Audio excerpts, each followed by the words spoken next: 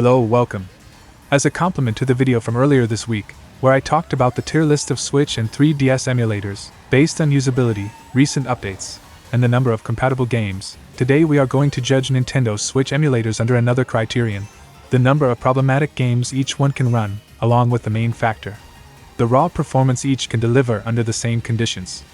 We will divide the tests into 3 stages to be fair. First, we'll test all Ryujinx Forks, then, we'll move on to the Yuzu Forks, and finally, we'll take the winners of each primary category and compare them against each other.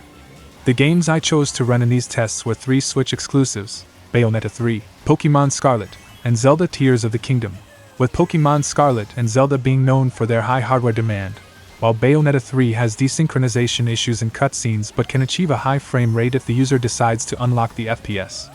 In addition, we tested 3 problematic games made in Unreal Engine: Mortal Kombat 1 and 11, which present several graphical and performance issues, and No Man's Sky, which has various issues, from the game simply not opening, to poor performance or incorrectly rendered objects.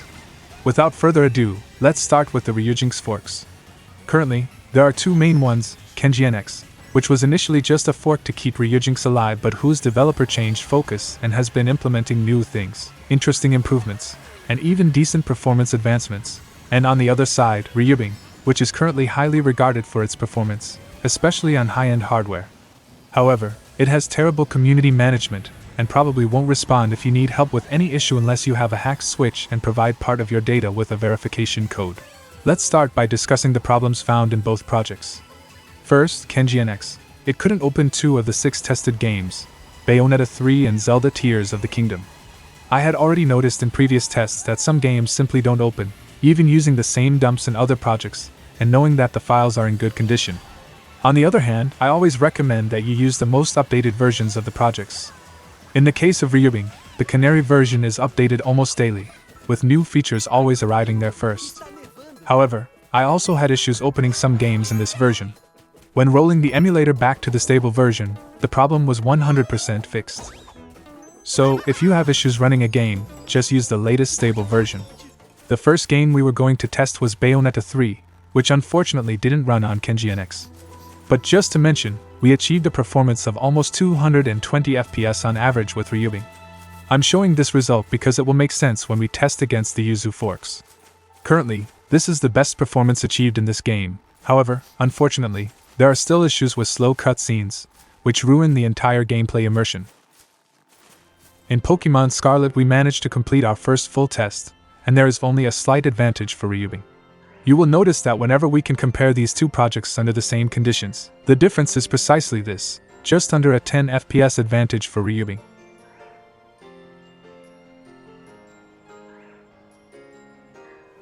kenji-nx also had issues running Zelda Tears of the Kingdom. I made at least 3 attempts, and the emulator always crashed when trying to load the game. So, I'm only presenting the result with Ryubing. I don't think the emulator is broken, but some configuration or mod may have caused the incompatibility that prevented the game from loading. Moving on to Mortal Kombat 1. Here, the test wasn't about performance but rather to see if the game runs and has graphical issues. Both emulators managed to load and present decent gameplay, but kenji-nx had serious issues during the X-ray, causing the gameplay to freeze for a few seconds. In Mortal Kombat 11, there are no graphical or performance issues. Both emulators performed as expected. Lastly, No Man's Sky really shows the capability each project can offer, as this game is huge with many planets and environments to explore. Comparing kenji-nx with Ryubing, we can see much greater stability in Ryubing. Additionally, there's also about a 15 FPS advantage on average.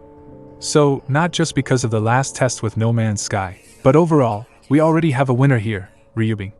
Keep in mind, as I said at the beginning of the video when talking about the Ryujinx Forks, that it might be better to always use a stable version. And another point to consider is the toxicity of Ryubing's leader, along with the fact that if you have any issues, practically no one on their Discord will help you, due to the abusive policies they adopted. This doesn't happen with the kenji-nx fork, where the community is usually more welcoming and helpful.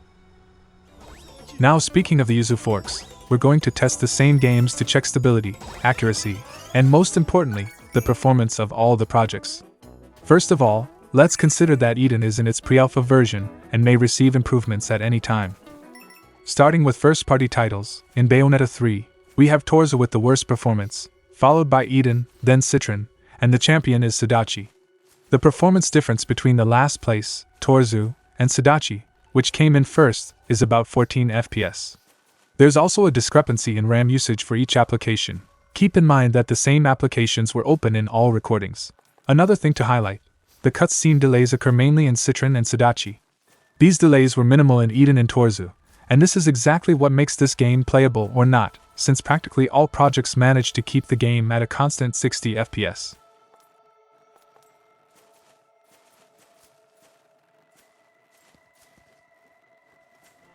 Now, in Pokemon Scarlet, we practically had a tie, with Torza slightly below the others. Eden, CITRON, and Sudachi all showed the same performance. The vertex explosions during gameplay can be corrected with additional configurations.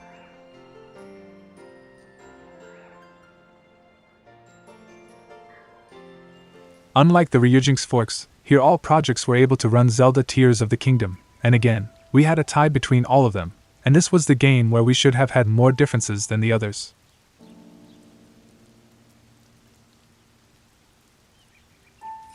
Once again, Mortal Kombat 1 was just to see if each project is capable of running this game, since this engine is quite challenging. And incredibly, only CITRON was unable to run it. The game runs well on all other projects with no delays during fatal blows or fatalities.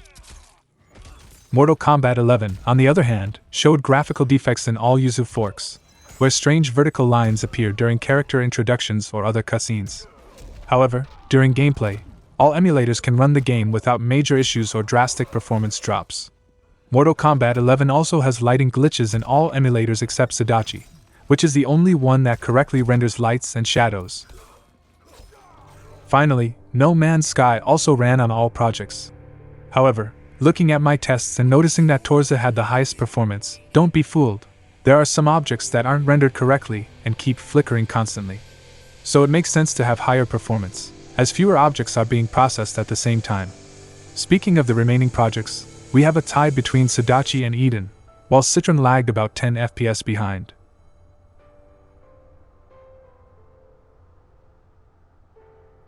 So, after all these tests, you might be thinking that all forks are practically the same, with small variations. But we're here to choose just one and, with a slight performance advantage and being the only one that ran one of the games without graphical issues compared to the other emulators, the winner among the Yuzu Forks is Sudachi. However, we have a small problem here. There's a very long gap between updates. At the time I'm writing this script, it's been almost 2 months without an update. CITRON, on the other hand, hasn't received major updates for a long time and is, in fact, practically dead. But tell me in the comments, which fork are you going to choose? If you want to buy original games while saving a lot, check out Instant Gaming, the digital store that sells games for various platforms, such as PC, PlayStation, Xbox, and Nintendo Switch. Get games of all genres with discounts of up to 95%. You'll also find a variety of gift cards and credits for other services. You can pay for your order through your credit card on a website with a 4.7 rating on Trustpilot. You're buying games directly from Instant Gaming, not from other retailers. If you encounter any issues, Instant Gaming offers 24/7 support. And this month, Instant Gaming is offering a great discount on the newly released Monster Hunter Wilds, with up to 51% off, ensuring the lowest historical price for the game. Check out the price comparison with Steam's pricing. What are you waiting for to save? Links in the description. Before we move on to the comparison between Sudachi and Ryubing, don't forget to leave a like to encourage me to make more content like this, and if this is your first time on the channel, consider subscribing to get new videos every week. Now, getting to the final part of the video, we're going to analyze only the games that show us pure performance. The first game is Bayonetta 3. As I said before, here what matters is not the maximum FPS, but whether there are delays during the cutscenes or not. And, even though Ryubing can easily win in terms of performance, there are serious delays during the cutscenes. So, I still recommend Sudachi in this case, because distinct cutscenes completely ruin your immersion.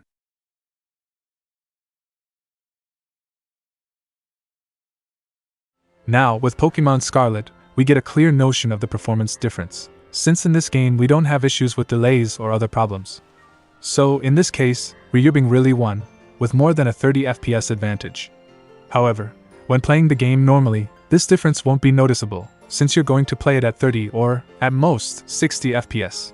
Also because increasing the game's performance significantly speeds up the gameplay pace. but point goes to Ryubing.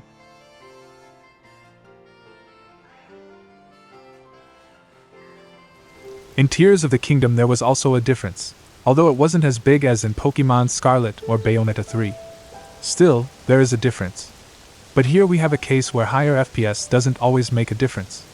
Even though Ryubing has slightly better performance, shader compilation in Ryujinx Forks usually causes way more stutters than in Yuzu Forks. So, here you really have two options. If shader compilation bothers you a lot, go for Sudachi. But if shaders are just an initial problem in your case, using Ryubing could be a good idea.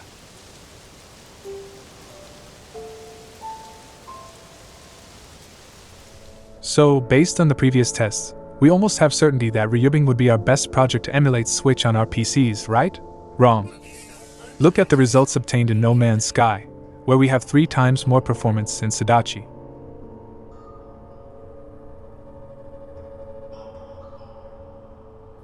Now that I've left you completely confused, I'm going to give you the answer you came here looking for, after all, which is probably the best Nintendo Switch emulator.